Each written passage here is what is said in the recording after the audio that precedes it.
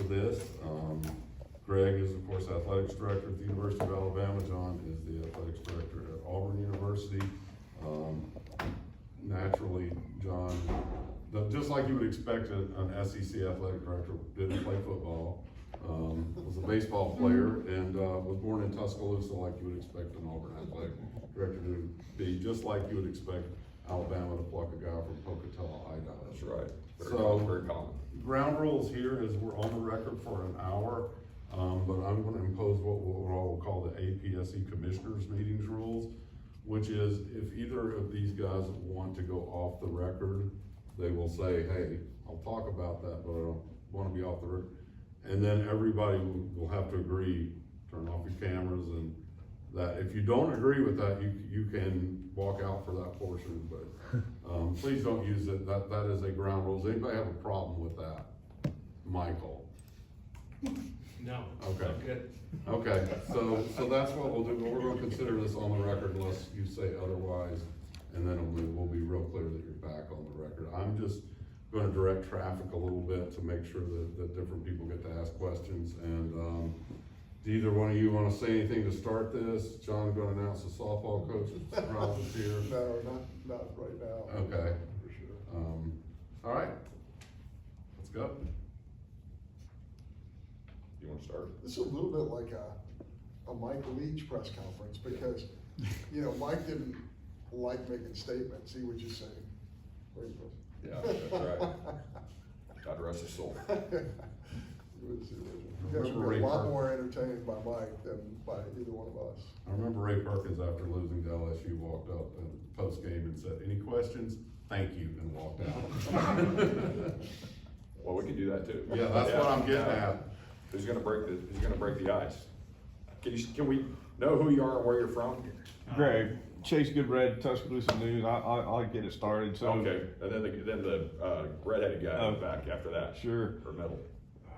With all this House versus NCAA fallout, and you look at the various tentacles that are coming out of it, whether it's NIL changes, whether it's the Title IX issue, any of it, what to you is top of the priority list? Well, I don't know if John would agree with me, but I right now, until we kind of continue to see how some of this works itself out in the settlement, we're not in a position to really talk definitively about it. We can have opinions, we can have those type of things, but we're gonna be watching how the discussions take place between the plaintiffs and how money is distributed, and we'll be paying close attention to that. Until that time comes along, I think it's premature to be able to come out with opinions. We're watching all those areas, and we'll continue to. And it certainly is a very complex time in our industry. And I think when all's said and done, we just want to make sure we come out of this with all of our athletics departments, all of our student athletes, our coaches, staff, our fans, in as good a position as we can moving forward. Yeah, I did Feinbaum's show last Wednesday. Was it Wednesday? I think you did Wednesday as well. And my wife Nell said you set the all-time record for using the word standard. That's what we're after, right? I don't think I'm revealing a whole lot. We're searching for a standard. We want to know moving forward that Alabama's not going to have an advantage over Auburn or vice versa. We want to know the standard moving forward of all the numbers, right? And we realize that we work with extremely competitive people that are called SEC coaches. And, you know, for many years, I'm not gonna use the words level playing field because that doesn't exist. We all know that doesn't exist. And I know the media has a great time ridiculing that phrase, but at the same time, we just can't have a moving goalpost. We have to have that standard that allows us all to compete with each other. And I know that's not the the primary goal is competitive equity. I mean, I know that's not the only goal, but it should be a thin slice of the pie, in my opinion. Hey, John, gonna take you back, but you played at Birmingham Southern back in the day, just, you know, obviously they made a magical run to the D3 series. Just what's your thoughts on everything between the baseball team and the college closing? Well, what an, you know, just from a baseball standpoint, what an incredible history, and I think a lot of that has to go back to Brian Shoup and the magic that he had with that program for so many years as an NAIA program, and then even as a Division I program. I'm saddened to see that Birmingham Southern won't be around, but understand why it's come to this. It's such a beautiful area of Birmingham, that campus, and I'd love to see it go to good use. I spent 9 months of my life there, got a great education there for the year I was there. So, you know, you have friends and you have colleagues that have been part of the Birmingham Southern family. Butch Thompson, our baseball coach, and his lovely wife are graduates of Birmingham Southern, just to name a couple. So I guess in some ways it's disappointing, but also it's part of the evolution of life. These things are gonna happen. When you guys look at where we are right now and everything, all the issues facing college sports, do you feel like there was mismanagement at a certain point that led to this kind of logjam that we're finding ourselves in from a higher level? You know, that's the easy part. The easy way to say it is yes, but I think you have to go deeper than that. Nobody has a crystal ball, and certainly I think you could see some things evolving at an early stage. Could some of the issues that we're facing now have been not necessarily avoided, but worked through at a higher level many years ago? Probably. But at the same time, that nobody could have imagined exactly where this was going to go. So the easy thing to do is to be critical and be a Monday morning quarterback. But I think it's more complicated than that. Yeah, you wouldn't start college athletics as an enterprise, right? We have one sport at Alabama that makes a healthy profit. In football, we have one that turns a profit. In men's basketball, then we have 19 of them that don't. And, but all 20 of them, 21 of them at our place, or whatever the number is at each institution, I mean, those young people in those programs work their tail off to have the opportunity to compete for our institutions, whether it's Alabama or Auburn or Birmingham Southern, right? It shows you, I mean, you look at John. John started at Birmingham Southern as a player, and then transferred to Mississippi State. And so it shows you that fine line. I was a great athlete in my own mind. That was about it. And you know, I could go out and play with Division I athletes, but I quickly realized I wasn't one. But that didn't mean that there weren't places for people like me, right? And so you're trying to manage an enterprise with Birmingham Southern and Auburn and Alabama, and that's not easy to do. And then the number of sports that you're trying to compete in, support the Olympic model, give opportunities to young people. You know, you peel us back, we genuinely care about that. I was in Oklahoma City yesterday, and my flight got canceled last night because of the weather, and flew back this morning. And you know, you just feel for the young women on our team, you know, that it comes to an end, but they still have an incredible experience. And we lead the country in attendance in softball most years, and you know, we don't come close to turning a profit in it. And that's not a criticism. Please include that, okay? All right. That's just reality that we're trying to manage, and we're trying to support our young people. It doesn't matter what sport it is, academically, athletically, medically, nutrition. across the board, and a number of you have heard me say this before, there's a reason why a lot of our professional athletes and Olympians, hopefuls, come and train at our places. It's because it's better than what they get. And often we're criticized for that, but reality, you know, I feel good about what we do for the young people in our program. And so you can blame leadership if you want. That's an easy go-to. You wish that, you know, one of the sayings I've said for a long time, is probably the only original saying I've ever come up with, is people are all for progress and change as long as it doesn't inconvenience them. And I think there was a hesitation in a lot of different levels. Leadership, you know, athletic directors, coaches, who, you know, one of my other sayings is, I don't think I invented this one, but today's gift is tomorrow's expectation, right? So as soon as you do something for somebody, that becomes the new norm.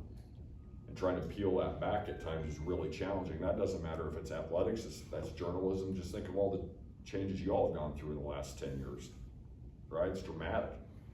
And a lot of your peers, understandably,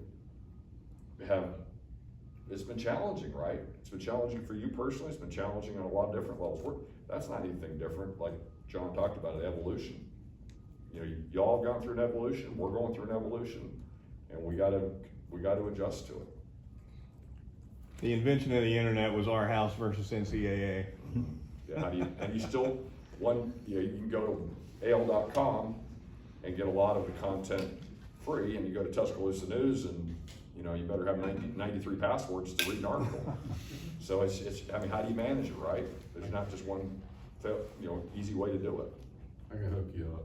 You got, you know, a guy, I'm a paid subscriber, I want you to know, yeah. Right here and then here. Gentlemen, for both of you, you both you just talked about the importance of the non-revenue sports with the new line item that's basically coming into the budgets. What is the concern that you're hearing from the leadership in those non-revenue sports, and maybe what are the ways that you can ensure the future of those non-revenue sports? Greg and I talk a lot. Tell them how far back we go. Yeah, we go back a long way, and we do it in a very legal way. by Yes, the way. yeah, we're not colluding. We're not colluding anyway.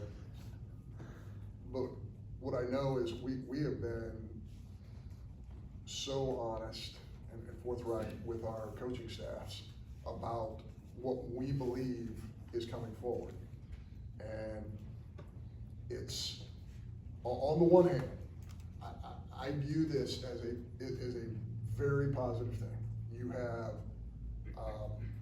a sport that creates revenue, and there's a need. We have kids on our campuses who have a need to share that revenue. In fact, I'm gonna say this, my father was an old law professor at Alabama, and he used to tell me this when I was a kid. This goes all the way into the 70s. He used to say, John, there will be a time where college athletes will get revenue. They will be paid. These are his words, not mine. I was just a little kid, and I'm like, Dad, that's not, you know, it's tuition, books, fees, room and board, that's not. I am telling you, in your lifetime, this will happen. He predicted this 40-something years ago, and the reasons that he set forth were not clear to me at that time, being a small child, but now it's kind of all coming back to me. You know, this in between, you know, disagreeing vehemently with Howard Cosell, who he didn't care for too much. That's way before y'all's time, probably, not yours. I get the reference. But, you know, there's this really difficult balance that we're all trying to maintain. Okay, none of us wants to take anything away from any of our sports. Let me tell you something. We know for a fact that gymnast works every bit as hard as that running back. You know, we know all of that. But there's these challenges, and there's these laws that are colliding, and we're in the middle. And that part's not fun, but we do recognize that this is a new frontier. There will be some positive aspects to this, and some kids will will profit from this and get some opportunities that they wouldn't have had in the past. Those are the good things. What we grapple with every day is, how is all this gonna happen? The idea, the big thought, the idea that Harry Cohen had 50 years ago is great, but how's it gonna happen in our current system? But making our coaches aware of this, and you're right, whatever the number isn't gonna come from out of thin air. It's gotta come from somewhere. Does it come from budgets already in our athletic department? Yes, has to. So we're gonna have to make some really difficult decisions. And John talks about sharing the revenue. What we have to take it a step further. We have been sharing the revenue, okay? For those of you who were in Destin 2 years ago, I stood in front of you and said, on average, if you're on a full ride scholarship at the University of Alabama, what we spend on you, not counting $1 in salaries, is about $195,000 a year. Okay, it's not collectively bargained, and it was in a sometimes in areas what's just the goal is to spend everything you have. That I haven't sat down with our budget one time and said, man, we just need to spend everything we have. That's the goal at the end of the year. It's not. Never have those words come out of my mouth except for right here. Okay, because of recruiting, because of competition, because of the desire to give our student athletes a very high level experience no matter what team they're on, it's very costly to do it. And so there are gonna be decisions that have to be made within your own budget. I saw an article this morning, and I don't know who said it, but somebody said, well, we're gonna start making them pay for their food. Okay? If you haven't noticed, food costs have skyrocketed, right? We're not immune to that. I had somebody in Destin say to me, well, you're getting this increased revenue in CFP and some ESPN money. That is true, that's gonna help. But our uncontrolled costs like food, like travel, insurance, just in the last few years, our food budget alone has gone up probably almost $3 million. Okay, so I said, well, you could say there are additional revenue streams that will be coming in, and that will be helpful. But that's assuming nothing else changes in cost. We spent in the last year over $20 million on deferred maintenance. That's making sure Bryant-Denny Stadium's concrete's reinforced and steel is kept up to date, not rusted, and all those different things. We had a bid before COVID on some reinforcement we were doing within the stadium that we were budgeted $1 million for. It came back at 1.6 million before COVID. And so we kicked the can down the road not knowing COVID was coming. We just did it this year. It cost us $4 million. Okay, to get the exact same thing done. I wish we would have spent the 1.6 million a couple years ago, but we didn't. We made the best decision that we could, and that's where, if you're hearing me, we have to make financial decisions every single year on what we do across the board, what takes place. And so our goal is to keep the experience level and how we operate at a very level that we're used to, but there will be decisions that have to be made in order to accommodate what the new model will be going forward. And like John said, we've been very honest with our coaches about it at both of our institutions. And I do think the reality, I think we were probably ahead of the curve on that, and talking very directly with them. And I think the reality is starting to hit home with more departments across the country about what's ahead. Nick and then John. Obviously, it's a big season for college football. There's just so much change, realignment, expanded playoff. As far as the expanded playoff, how is that affecting your planning as ADs going into the season? And also, if I can ask a second question, the potential of a home playoff game, what goes through your mind about that? So, I'd love to hear from both of you. I remember when I was at Mississippi State, and I was thinking about the Alabama-Auburn rivalry. And I was thinking about how our league, in an 8-game schedule at least, in an 8-game, and that probably leads to another question, but I was thinking to myself, Alabama and Auburn, statistically, I mean, it would be an anomaly for sure. Alabama and Auburn in the new system could conceivably play each other 3 times in a row at the end of the season. I thought about that. And then I kind of worked out all the math of everything that happened. Again, this is while I was at Mississippi State. I think that's incredible. I think the limitless opportunities moving forward with the playoff system, with how our league is going to work, no longer does it matter if an Eastern Division or a Western Division is the dominant side. Won't matter. Everybody over a 4-year period is going to play everybody. And I love that. I love the direction that the league is heading in all of our sports. And I think that there's some really, there's not gonna be a lack of issues for you all to pontificate on, for sure. So I think there's some exciting things out there.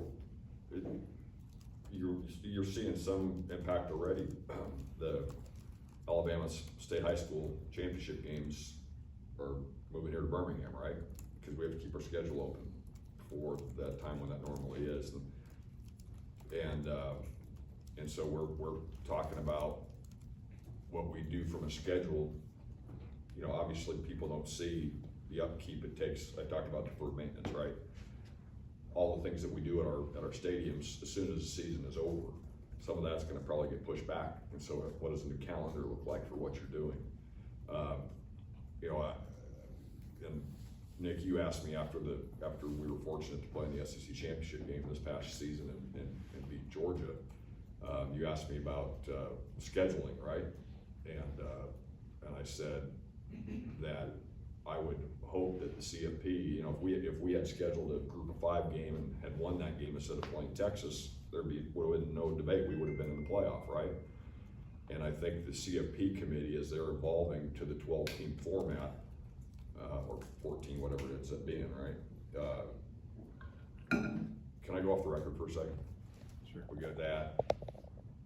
Strength of schedule is an important one, right? That you want, that are good for college football, that are good for your, I mean, the kids love playing in those games, that are good for, our universities. And I think that should be something that is recognized, hopefully at a very significant level. And we were fortunate last year to get in, that Texas got in too, with the 1 loss, but that was a good game for college football last year, even though we lost the game. It was, you know, we want to continue to have those kind of matchups moving forward. So I think you're going to have to look at it differently. Coach DeMore and I've talked about how you practice. You know, there could be a couple more games during the year. You're going to have to pay attention to that. And then going back, I know there was discussion in Destin about roster sizes, and we don't know that yet, okay? But you know, all of that's going to have to be, you're going to have to evolve and adjust with what we're dealing with, and playoffs part of that. Okay, for John, then Richard, then in the back. Hi, thanks for taking the time. I'm a little bit out of the area for Miami Herald. What brought you here? He's our region chair. Oh, good. This where awesome.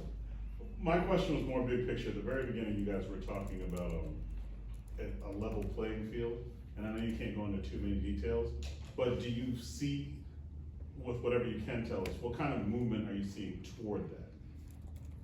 I think some honest, open, frank discussions, you know, within the framework of our league about that issue. Again, I want to be perfectly clear. It's never going to be fair. Sure. It's never going to be completely even. I know, again, competitive balance seems to be an ugly phrase these days, but there's some very basic issues that have to be addressed when you're in a conference in order to promote, you know, fairness, balance, competitive situations. So I think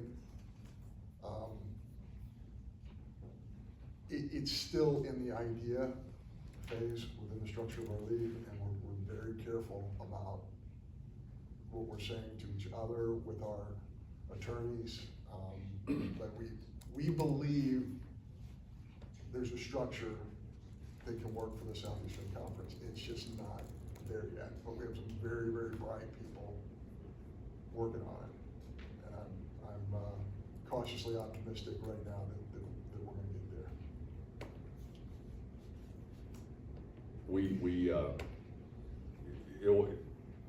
It will be very interesting to watch how the settlement is structured. And that it still doesn't answer all the questions.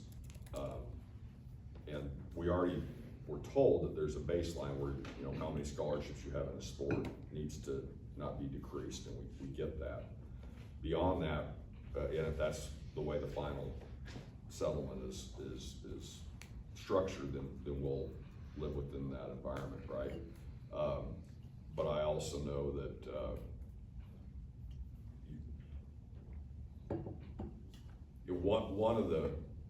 one of the things, this is just big picture, right?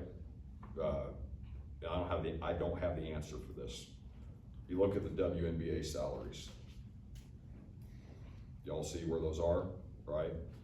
And then you hear, I'm not saying it's fact, but you hear some of the NIL type agreements that are out there for women's basketball players. And you think, you know, somewhere those two don't add up together. And so as you try to and I'm just using women's basketball as an example, okay? You could do that with almost every sport, okay?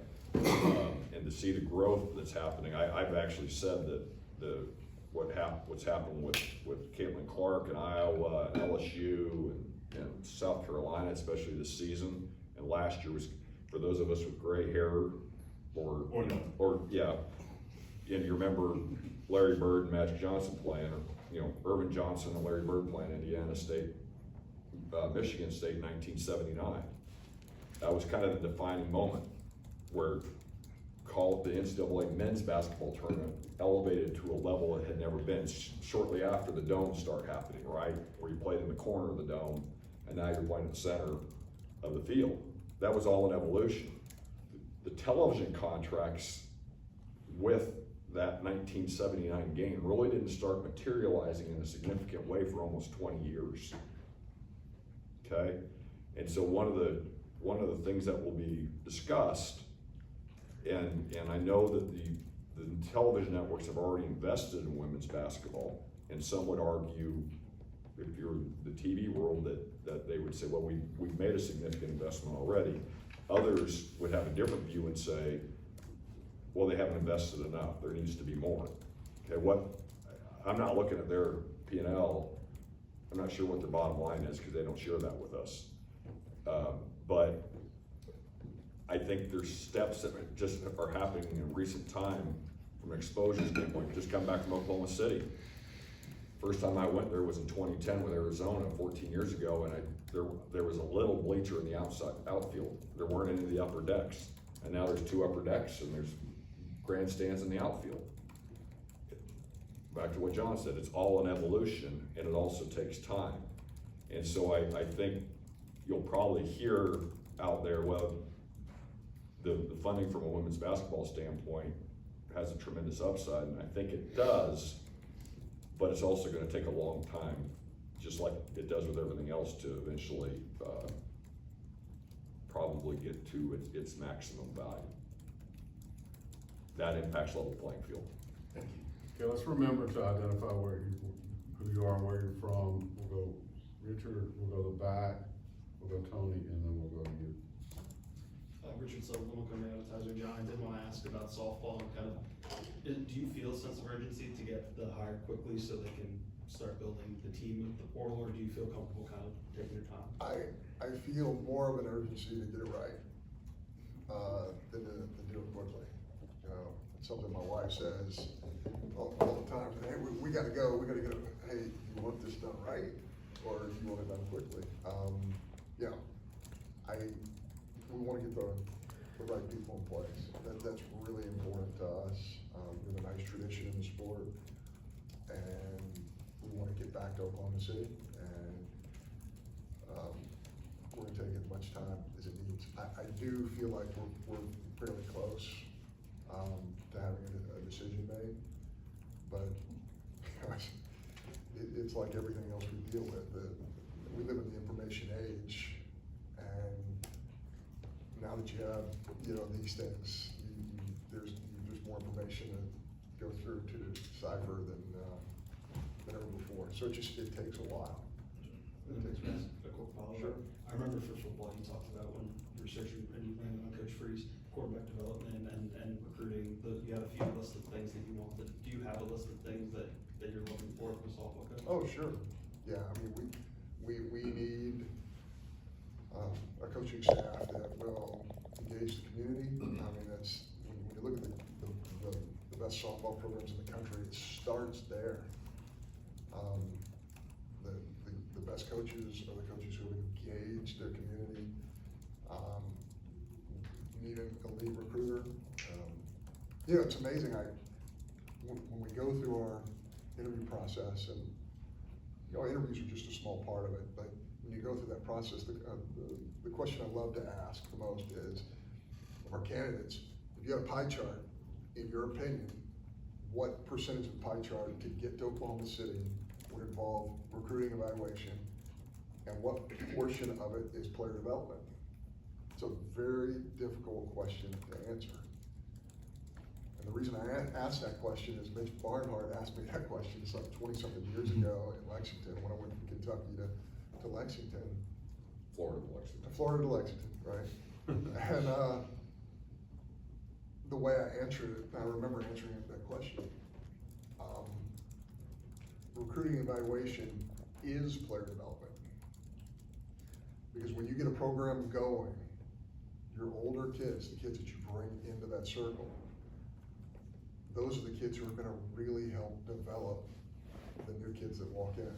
I remember as a player at Mississippi State, here's Rafael Palmero, here's Will Clark, here's Jeff Brantley, here's,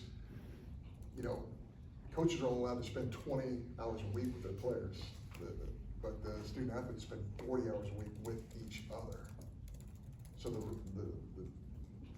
I know this wasn't your question, and I'm on the soapbox, but the development, recruiting part are really the same. So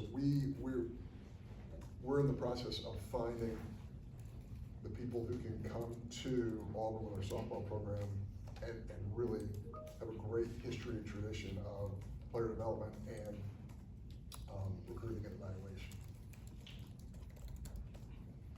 Ken Millett, Marietta Daily Journal.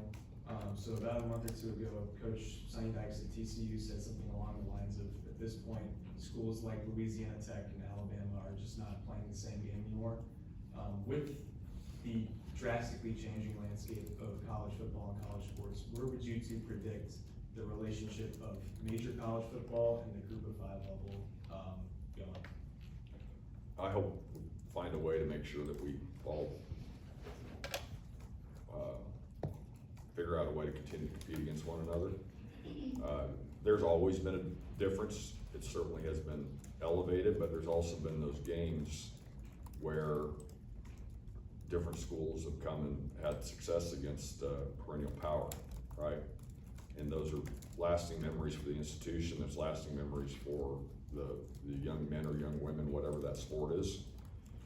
And so I think one of the difference now, and you really feel for them, is because of the transfer portal, when coaches do a really good job identifying somebody that maybe should be playing at Alabama or Auburn, and they end up at another school, at a Group of Five, or sometimes FCS, right? For those of us who remember 1AA. And but now because of the portal, they can end up transferring very easily, and that's great for the individual, right? That they have that opportunity. Look at Mark Sears for us in our men's basketball team. It worked out really good for him. It worked out really good for our university and our men's basketball program. You also feel for the kids that were at Ohio that were playing with Mark. That impacted them too. I don't think sometimes in the world of the portal, it's much more thought about from an individual standpoint rather than it does from the team standpoint. And one of the greatest gifts of what we get to be a part of is what watching 18 to 22-year-olds who work and develop. You know, John taught Rafael Palmero, Will Clark, and Brantley everything they know. They wouldn't be where they are without John By the Cohen. way, I did not even play with those guys. I came after those guys. They were always around. Door was so, open there. Yeah. But, you know, in all seriousness, having John being out playing at Mississippi State, knowing the standard that they had set from a baseball standpoint impacted the future players, right?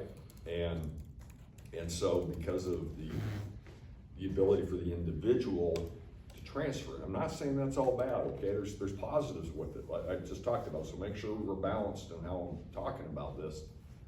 But you know, I also think it's fair to also mention that when that happens, and that happens when a coach leaves, that happens when an AD moves. We have both done that, okay? So pot me kettle on this. But I also think that it's not just, these decisions just aren't in a vacuum. And so it's made it more challenging for the group of 5 level to keep their roster intact, just like it's more challenging for us to keep our roster intact. You know, you bring up a really interesting point. So I was the head baseball coach at Northwestern Louisiana, right, Northwestern State. And I was thinking about this from a baseball standpoint, when it all evolved, the transfer portal stuff. This could be the best thing and the worst thing that's ever happened to those types of schools. Here's why it's the best thing. If Auburn University in a football class brings in, let's just say the average SEC school now, instead of signing 25 in the early signing period, signs, so that just for argument's sake, I don't know what the number would be, but signs 15 instead of 25 and 10 transfers. That's 10 less high school kids going to an SEC school times 16. And one of the things that we know about sports like football and men's basketball and things of that nature is you could be the 800th best player in America and 3 years later be the SEC player of the year. I mean, arguably, the 3 best players in the SEC this year in men's basketball were all transfers from group of 5s, right? Mm-hmm. We have one who's pretty good who's playing the 5 spot for us at Auburn, a transfer. So Kid in Tennessee came from Colorado. Connect came from Northern Colorado. Yeah. I mean, and I want to tell you about this just briefly. I remember this from 4 years ago. I'm at Mississippi State and I just had knee surgery and I'm rehabbing on a bicycle. And one of our football players who I really thought the world of, still think the world of, great kid, overachiever, became a really solid player at Mississippi State. But he was asking me specifically about transfers, you know, intra-conference transfers or transfers in general. And we had this nice conversation. He's like, we, the student athletes, should have this freedom to do what we want. You shouldn't want to restrict us in any way.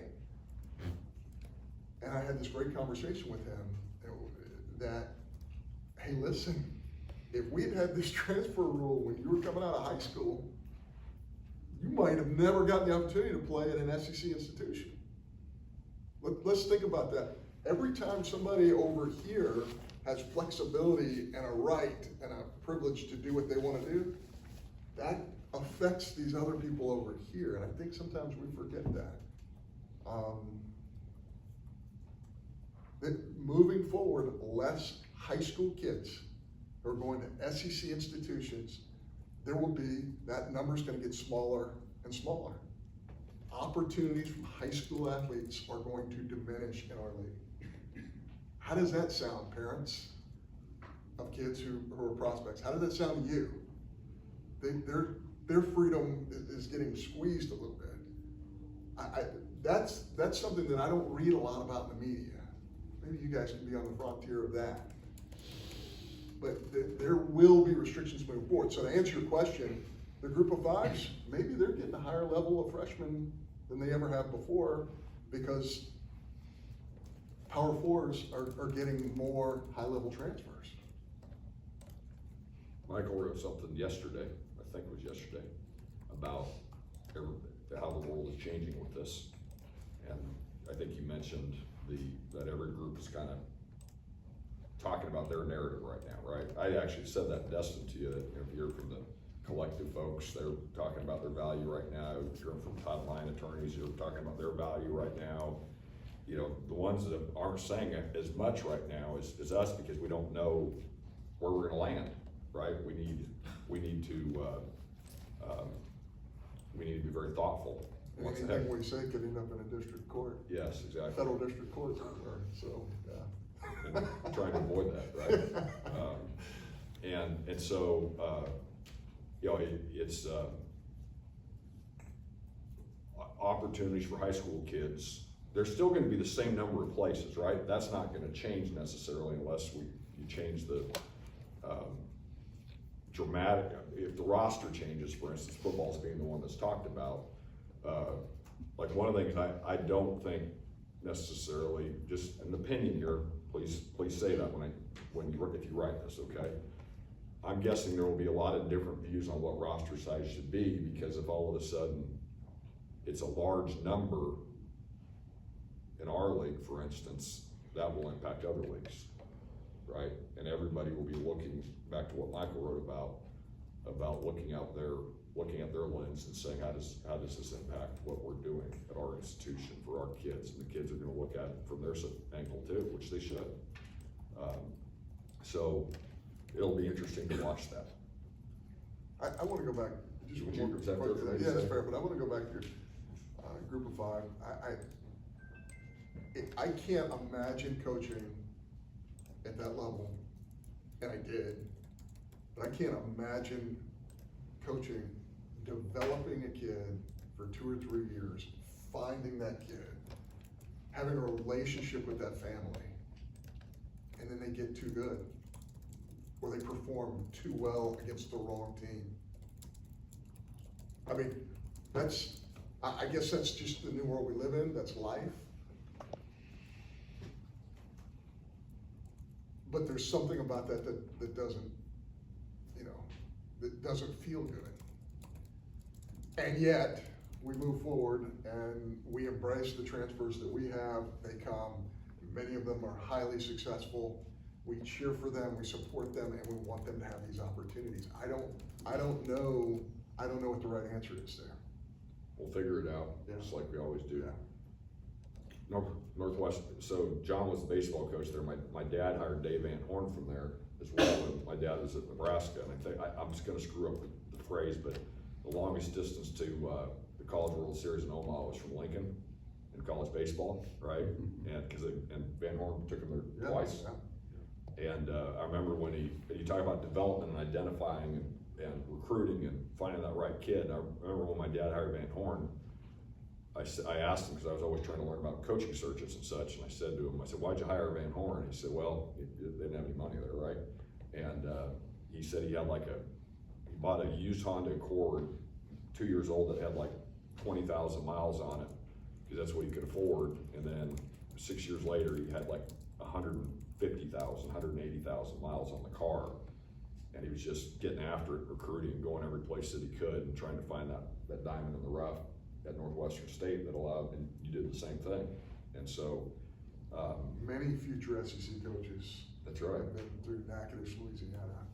and so it's pretty cool to watch coaches identify. I mean, look at Coach DeBoer, right? Coach NAIA, and wasn't that long ago he was coaching, he was an offensive coordinator at Fresno State, and resources are different there. And so, I think there's something to be said. I mean, Coach Saban, where he was early in his career, right?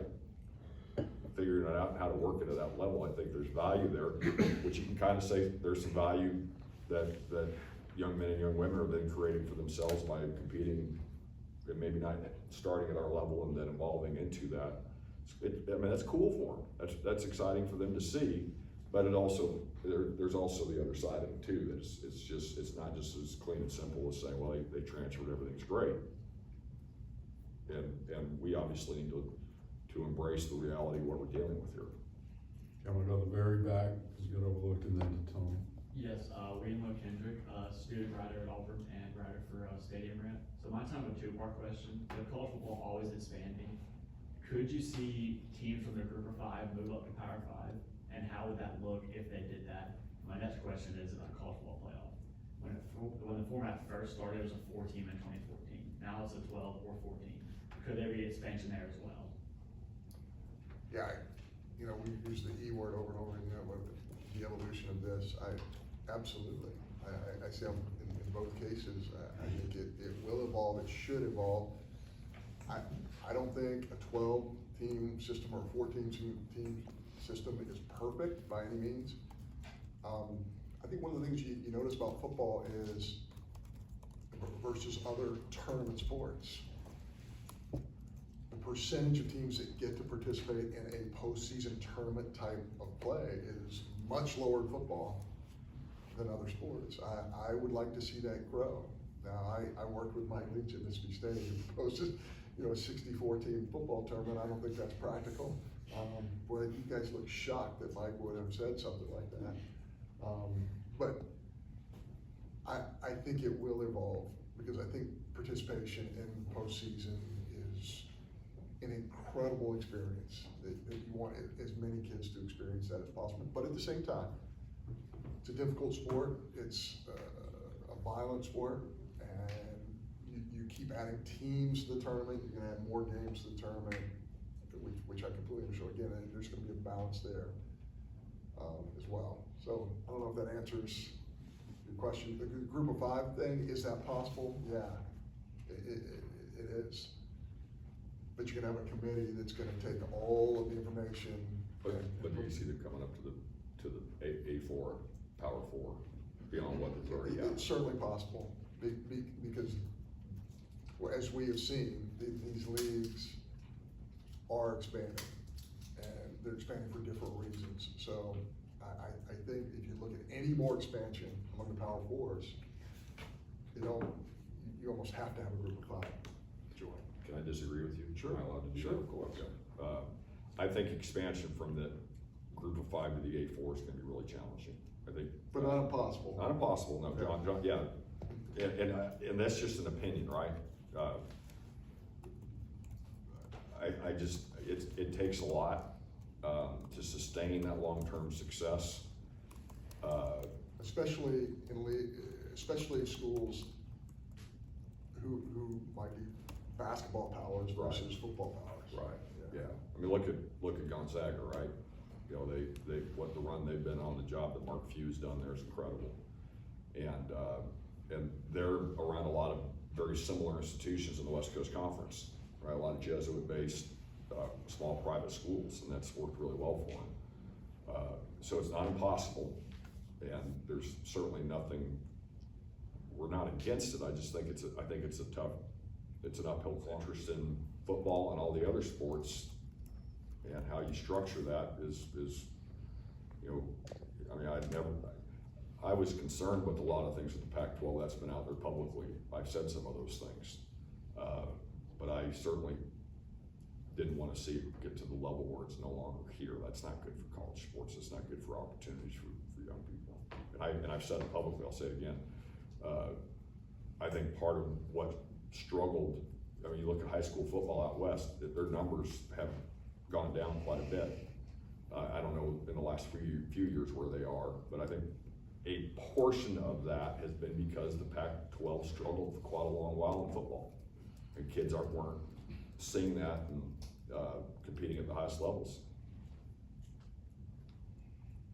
Tony, and then the final one will be over here. Is it possible, you said you had 21 teams, is it possible to fund all of them now at a championship level? And then when you're obviously gonna be forced to budget, are you concerned about maybe just a Cold War coming in football where, if your competition's all budgeting towards football, is that gonna maybe put the emphasis for you guys to do the same thing? How do you plan on approaching that in terms of keeping your sports at a high level, but also obviously taking care of football as well? We don't know right now, right? Whatever we do at Alabama, and I know John for Auburn, that we want to be great at it, and we've signed up to be part of big time college sports, and and we're proud of that. Is it perfect? No, but there's a lot of good that takes place within the walls of our athletics department. And so, it's, you know, in some ways, we're all of us are funding football at a very high level. And this may actually get us to look and say, you know, we're not gonna stop, we're not gonna stop investing in football. That will not happen, because of the impact that it makes on everything else. One of the best, that Dr. Witt was the first one to ever say it, but one of the best investments the University of Alabama has ever made was in Nick Saban, right? So there's criticism of that at times, but that was a great, a really, really good investment for our university. So, can we have, at the end, can we have a closing comment? Because I want to say something about Tony. Absolutely. In a good way. Yeah. So anyways, Not if you're gonna praise Tony. yeah, well, there's all praise to you folks. I won't just single them out. Can you repeat the question? Yeah, so I mean, yeah, I don't know how many sports Auburn has, but you know, great city of 21 sports. Is it possible to fund 21 sports or however many you have at a championship level while also keeping up with what could be, you know, a Cold War in football? I mean, you can't control whether or not Team X decides to spend 90% of their budget on football, and does that affect your, you know, decision? Yeah, I think you have to look at it through a different lens. I mean, Alabama and Auburn, our budgets are gonna look different, but at the same time, we both have this thing, you know, this large sum of money that we have to come up with, and it's gonna be difficult. So in terms of funding the sports, if there's, we're all in the same boat. It's not like, in my opinion, in our league especially, it's not like there's gonna be a situation where our basketball team at Auburn will be funded dramatically different in any way than the University of Alabama, right? Both of our programs might be funded differently, but they will still be similar, they'll still be highly competitive. But I do think moving forward, we just have to look at it through a different lens. And quite frankly, the reason why we have funded these programs at such a high level is because we wanted all these kids to have an incredible experience, and the money was there. At the highest levels, we made a conscious decision to spend the money on the student athlete, to do things like get on charter airplanes, to do things like have first-class meals and first-class hotels and the best equipment available and the best coaches available.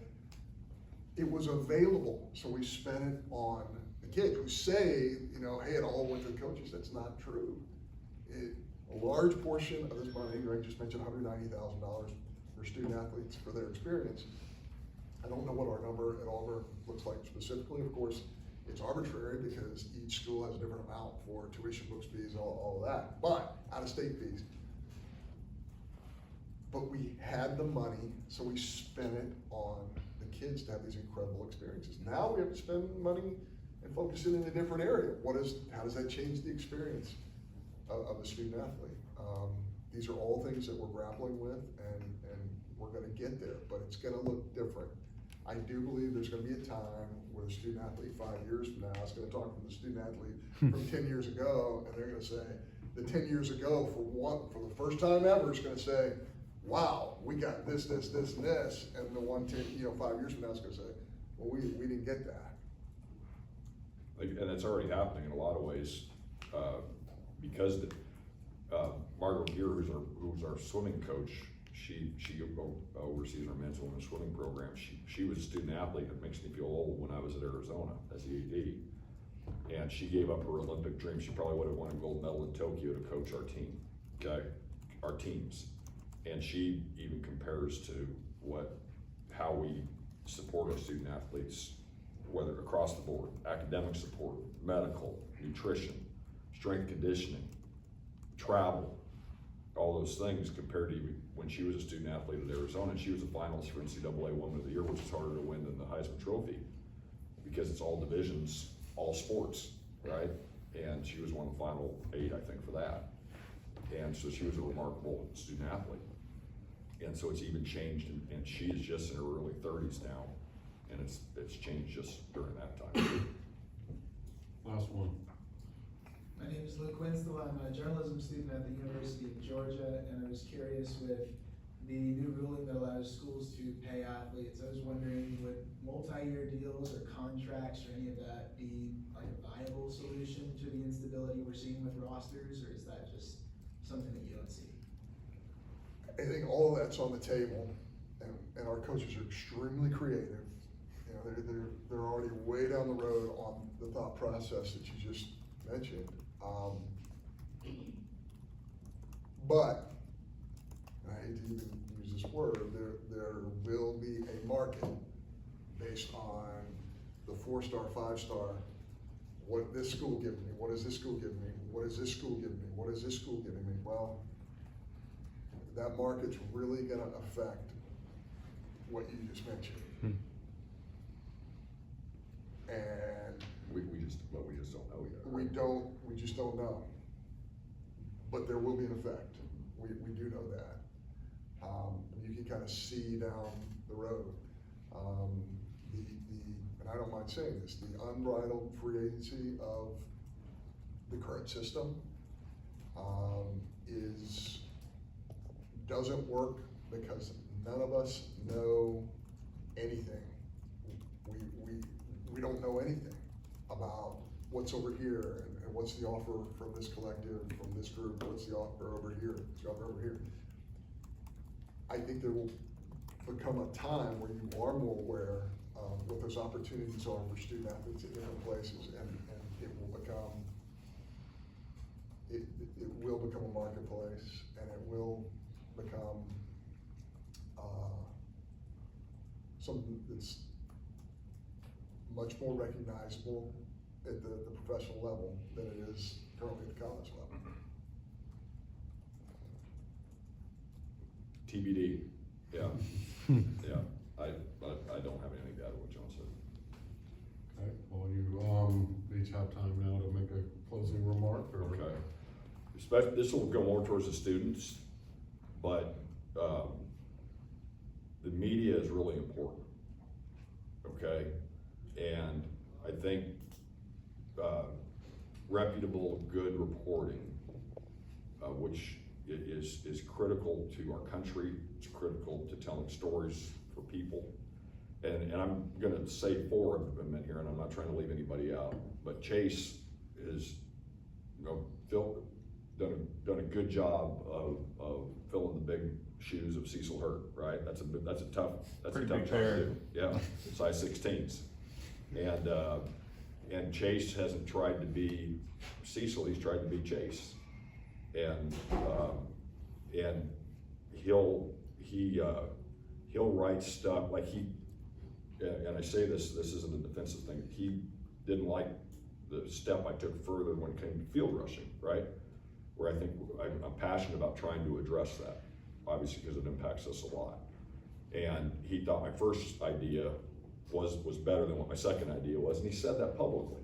He wrote it. He was critical, didn't come hit me with a sledgehammer, but the way his approach to it, I accepted and valued the feedback because he was balanced in his approach, right? And so he's doing a really good job with that.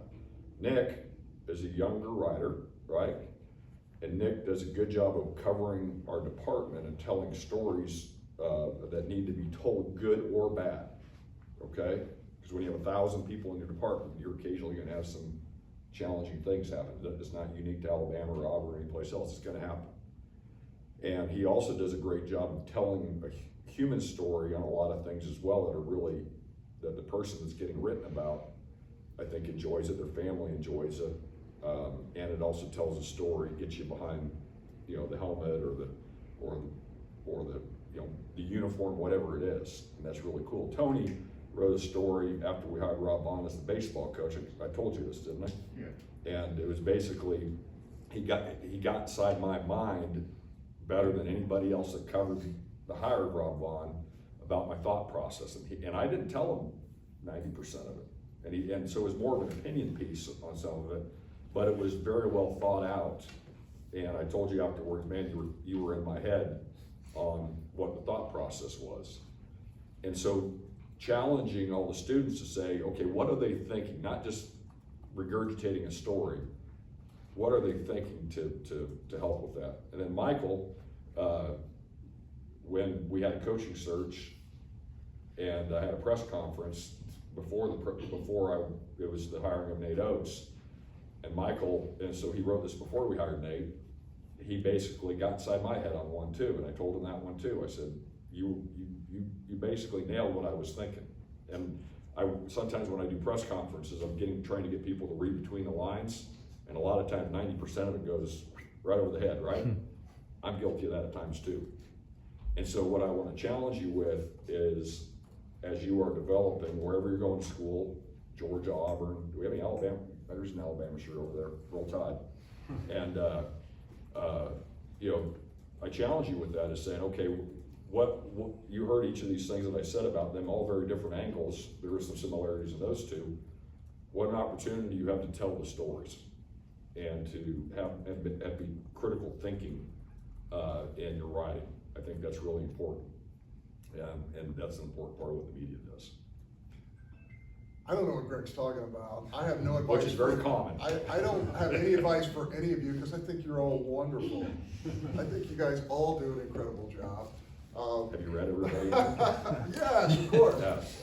No, but seriously, the one thing, by the way, my daughter Jordan was a journalism major at Washington and Lee, and when I say the media, she's ready to kill me. It's like, Dad, there's no the media. That's not. So she corrects me on that all the time. But I will say this. One of the interesting things to me about a lot of national talking heads, when we've been going through this evolutionary process over the last 3 or 4 years, I just thought to myself, I would love for them in their criticism of the status of the current student athlete to just follow them around for a day or two and just see what their experience is like. I mean, there was some really nasty commentary about the existence that these kids had on our campuses that guys, I was at Mississippi State on a 35% scholarship, and I will never be able to pay Mississippi State back for what they did for me as a student athlete and the experiences I had. Never be able to pay. Now, did I feel that way when I was 22 years old? Nope. Did I feel that way when I was 25? Nope. But the day I turned 30 years old, I'm like, I'm out in this world here, and the experience I had is pretty amazing, the way I was taken care of on a daily basis. And then I turned 40 one day. Wow, that experience was incredible. I just think the experience that the kids are having is way, way better than anybody ever reports, at least at a national way. Because you guys have such a familiarity with our kids, with our staffs, with our universities, I think you guys get that more. But just to read what guys in larger cities are saying about the treatment of student athletes, I took issue with that, because I'm with Greg. Greg mentioned this. I feel like we treat our kids very, very well. And I feel like they have an open forum to talk to us about how they are treated. And I've been doing this now for 8 years. I've never had a student athlete come to me and say, boy, my existence at this university is not good, and we're not being treated well, and we're not being fed, and we don't get this. I've never had that experience. So we're now in a new world, and there will be distribution of revenue to student athletes, however that looks in the future. But the system before was not, in my opinion, not a terrible, terrible system for most student athletes. Not my opinion. I like where it's going, and I think that it's very valuable. I think the future of this is good.